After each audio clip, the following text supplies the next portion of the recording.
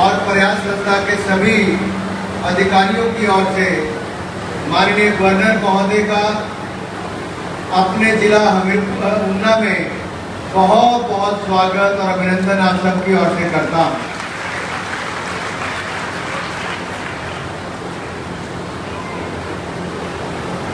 ऊना वाले स्वागत जरा जोरदार तरीके से गवर्नर साहब का करेंगे तो आनंद आएगा। और आज तो स्वास्थ्य शिविर भी है। इनके साथ साथ माननीय वीरेंद्र कंवर जी, शक्ति जी, बिंदल जी, बलबीर चौधरी जी और सभी माननीय जो हमारे अतिथि आए, मैं सबका ही अपनी ओर से बहुत बहुत स्वागत और अभिनंदन भी यहाँ पर करता हूँ। सीएमओ महोदय और बाकी सब यहाँ पर सबका आभार। मित्रों, आज हनुमान जयंती है और हनुमान जयंती के अवसर पर मैं आप सभी को बहुत बहुत बधाई और बहुत बहुत शुभकामनाएं देना चाहता हूं। आदरणीय गवर्नर साहब, आज से 4 साल पहले 14 अप्रैल 2018 को अपनी कुल देवी माता अवा देवी के मंदिर के प्रांगण से हमने इस योजना की शुरुआत की। मैं और मेरे कुछ दोस्तों ने मिलकर 3 गाड़ियां प्रयास संस्था को डोनेट की और 3-4 डॉक्टर्स को लेकर, लैब टेक्नीशियंस को लेकर हमने ये शुरुआत की कि पहाड़ी इलाके में बहुत दूर दूर से लोगों को जिला मुख्यालय पर अपने टेस्ट करवाने के लिए आना पड़ता है। अगर हमें लिपिड प्रोफाइल का टेस्ट करवाना हो तो मेरे हमीरपुर जिला में भी कईयों को 30-30 किलोमीटर दूर से चलकर आना पड़ता है। 2-2.5 घंटे बस में बैठो, 2-2.5 घंटे वापस जाओ, फिर लिपिड का टेस्ट करवाओ, डॉक्टर को दिखाओ तो पूरा दिन चल जाता है।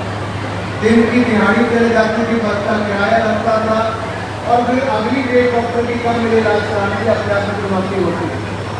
हमने इसका आंकलन किया और फिर छोटी सी गाड़ी आपने पहले देखा होगा, एक मारुति वैन से उसको शुरू किया।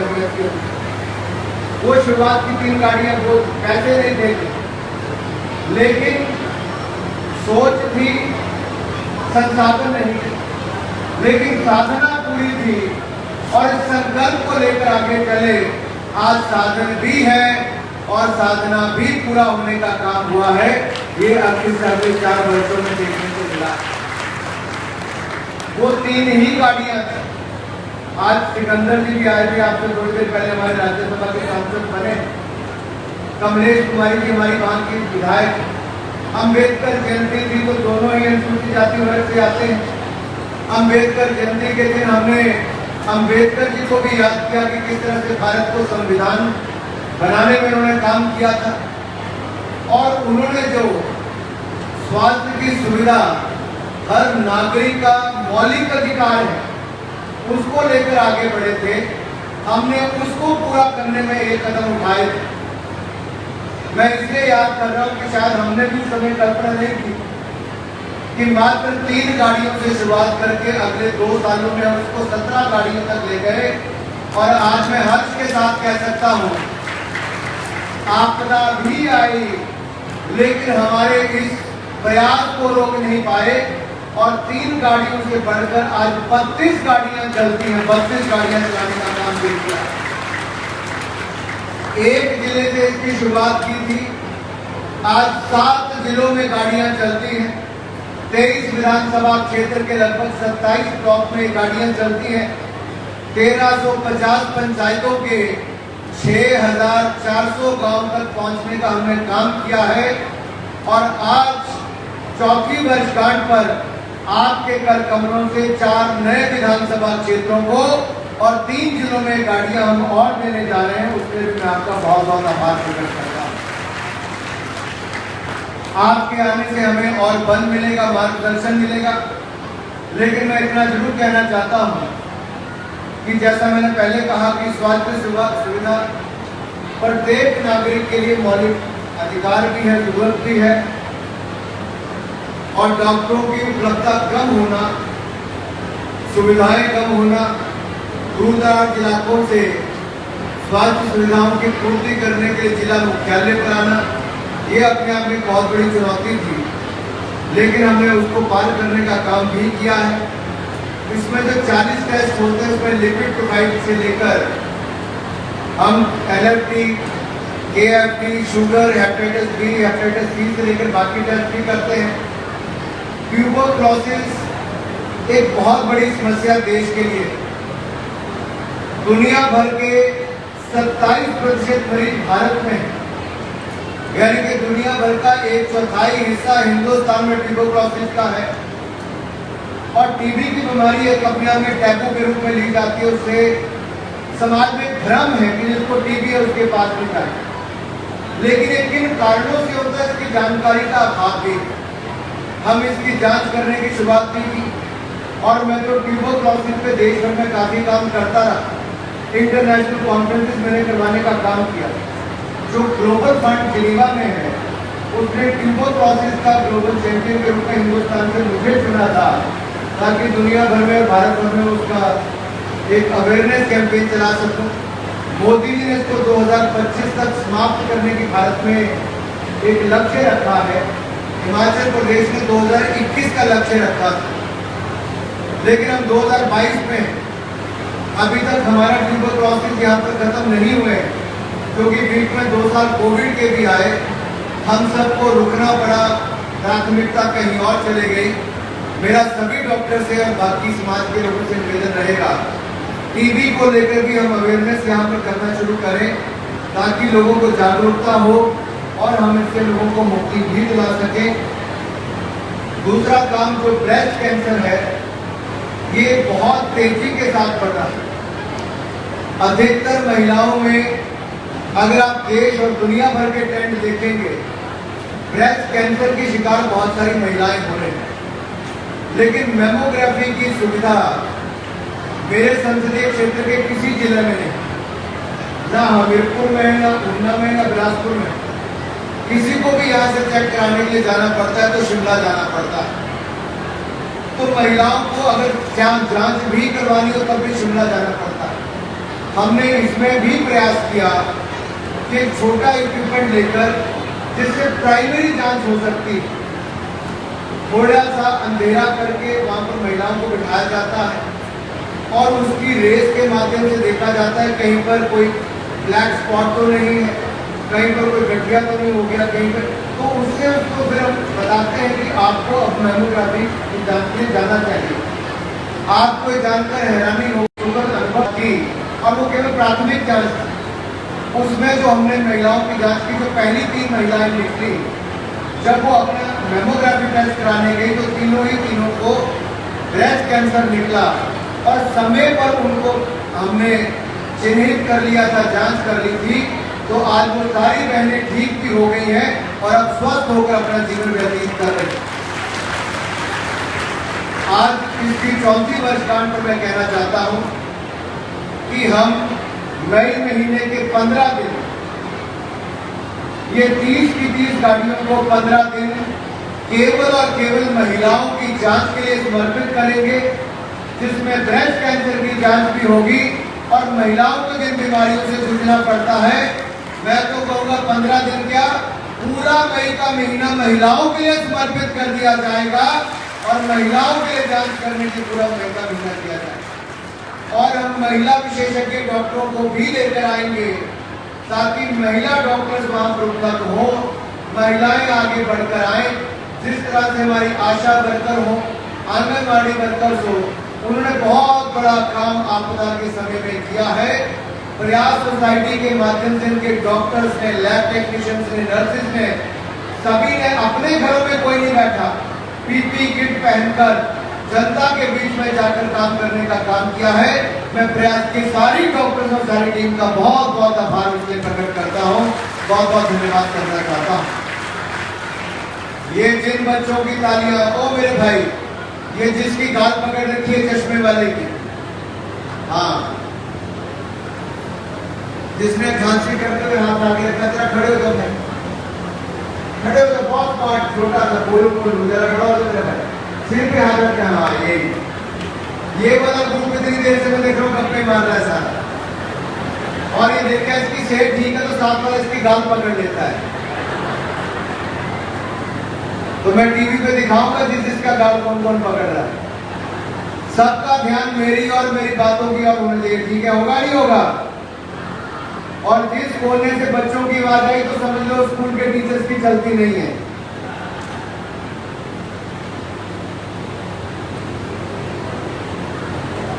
ये कुछ इंपॉर्टेंट बातें मैं आपको बता रहा हूं जो आपको घर जाकर मम्मी पापा को भी बतानी है, दादा दादी को बतानी है।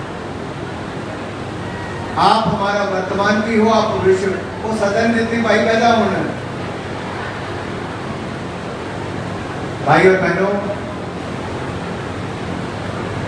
डेंगू हो, मलेरिया हो, ये तब फैलता है जब गंदगी है। कूलर तो लगे बड़े बड़े, ठंडी हवा भी दे रहे, लेकिन अगर ये कई महीनों से बंद होंगे बगैर सफाई के, यहाँ पर आएंगे तो बीच में मच्छर ही होंगे। तो आपके घरों में गर्मी आ गई, कूलर से पहले सफाई, पानी रुका ना हो, मच्छरों की सफाई खत्म करना तो पहले होने चाहिए, नहीं तो मच्छर आपको साफ करने के लिए चल पड़ते हैं। बातें छोटी है, टीबी क्यों होती है? गंदगी के कारण होती है, गंदे वातावरण के कारण होती है। मैं यूनाइटेड नेशंस की और WHO की रिपोर्ट पढ़ रहा था,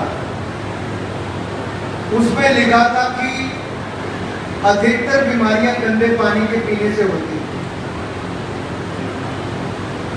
और महिलाओं को जो कष्ट पूरे हिंदुस्तान में होता था शौचालय की कमी के कारण, देश भर में महिलाओं को सूर्योदय होने से पहले शौच करने के लिए जाना पड़ता था,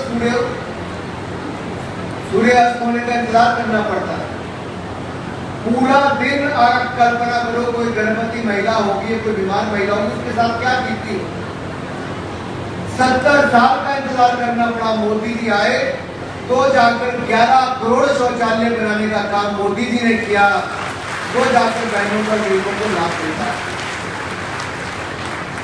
महिलाओं ने उसको इज्जत घर देने का नाम दिया, 3 करोड़ पक्के मकान बना कर दिए। आज आपको गर्मी न लगे तो लाखों रुपए खर्च करके टेंट लगवाया गया कि नीचे टेंट न लगे, बड़े वाला टेंट लगे। लेकिन सोचो वो जो गरीब सारा साल सर्दी में गर्मी में तरपाल के घर में रहता है, जिसके पास ईंटों वाला घर नहीं, पक्का मकान है, उसकी हालत क्या होती है? बारिश में पानी गिरता होगा, गर्मी में गर्मी लगती होगी, सर्दी में ठंड लगती होगी। 3 करोड़ गरीबों को पक्के मकान बनाकर देने का काम भी किया तो नरेंद्र मोदी जी की सरकार ने किया। आप बीमार होते हो, मैंने आपके लिए स्वास्थ्य की सुविधा यहाँ पर दे दी।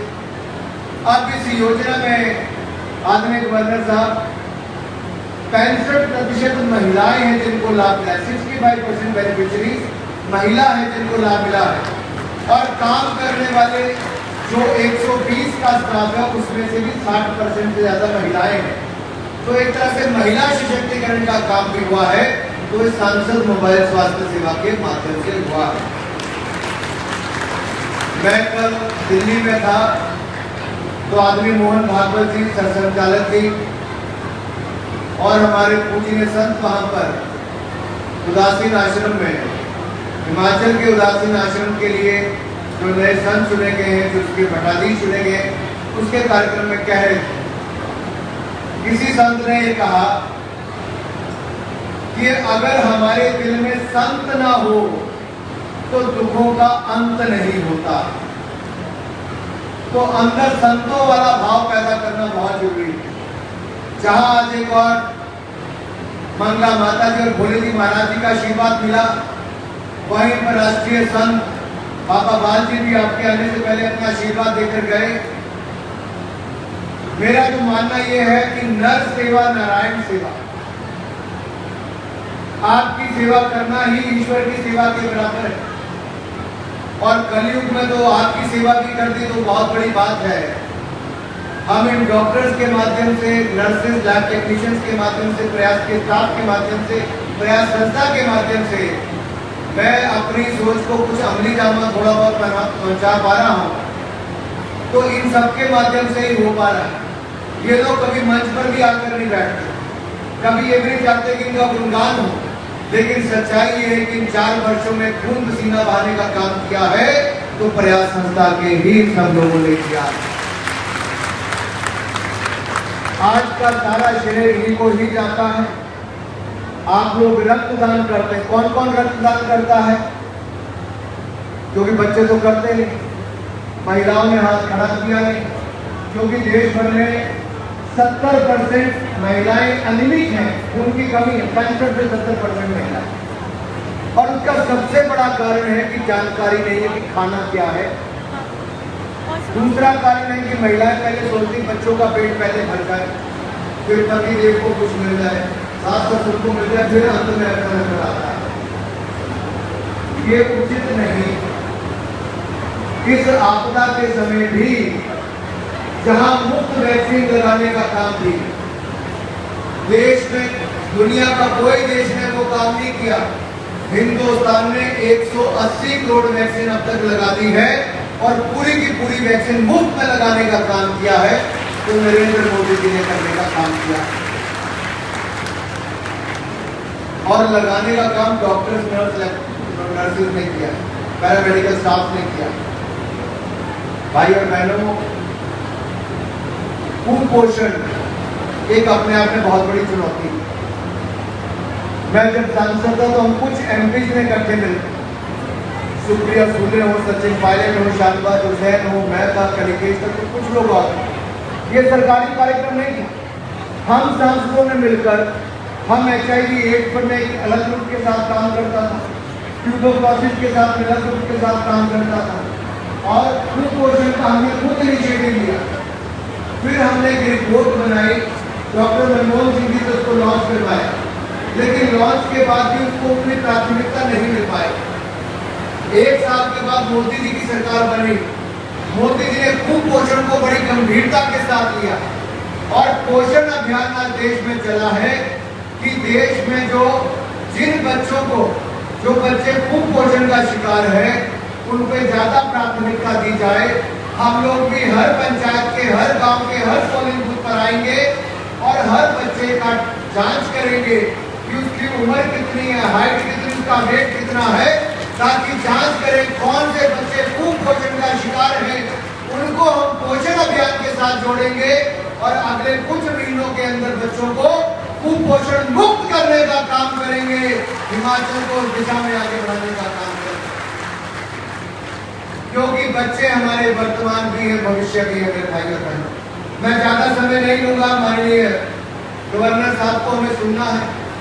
गवर्नर साहब, हमने 220 से ज्यादा बच्चों को, ऐसे अनाथ बच्चों को भी गोद लिया है, जो जिनके माता पिता नहीं है, किसी के दादा दादी बहुत बुजुर्ग हैं, और हम उनको भी महीने का पैसा देने का काम करते हैं, पढ़ाई लिखाई की चिंता करते हैं।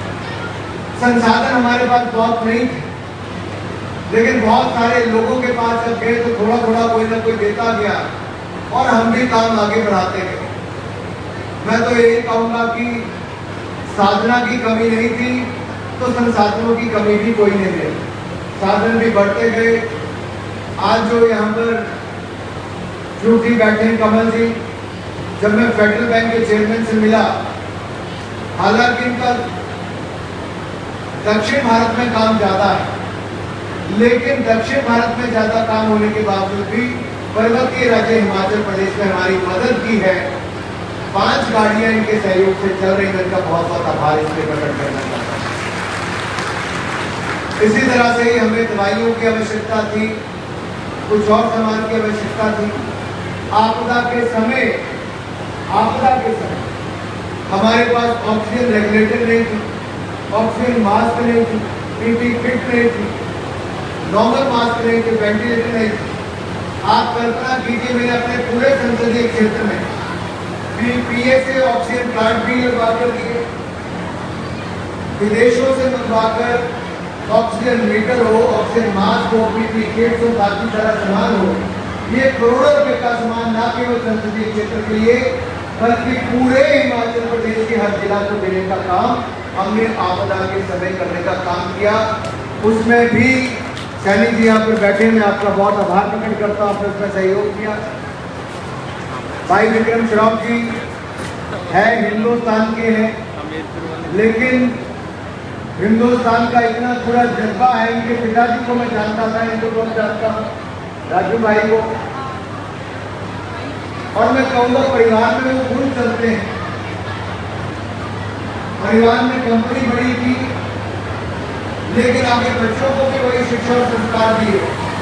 ये हिंदुस्तान की कंपनी थी, आज दुनिया भर की कंपनियों को खरीदकर मल्टीनेशनल कंपनी यूपीएल बनी है, यूनाइटेड फॉस्फोरस लिमिटेड। आप विदेश से चलकर केवल इस कार्यक्रम के लिए यहाँ पर आए हैं। विक्रम चौधरी, मैं आपका बहुत बहुत आभार व्यक्त करता हूँ। आप जैसे लोग न जुड़ते तो शायद हम आगे ना बढ़ा पाते। मैं विक्रम जी का सहयोग लेकर हिमाचल के किसानों के लिए कुछ करना चाहता हूँ। हमारे साथ लगते राज्य पंजाब में सर पराली की एक बहुत बड़ी समस्या है। पराली को जलाते हैं तो धुएं के कारण दिल्ली तक प्रदूषण होता है। इनकी कंपनी ने कुछ बनाया जिसके कारण वो लिक्विड डालते हैं तो पराली जलाने की जरूरत नहीं पड़ती, खाद के ऊपर बच जाता है। उससे बहुत बड़ा बदलाव आने वाला है। हमारे फूड के गवर्नर साहब भी ऑर्गेनिक और नेचुरल फार्मिंग को बहुत बल देते हैं।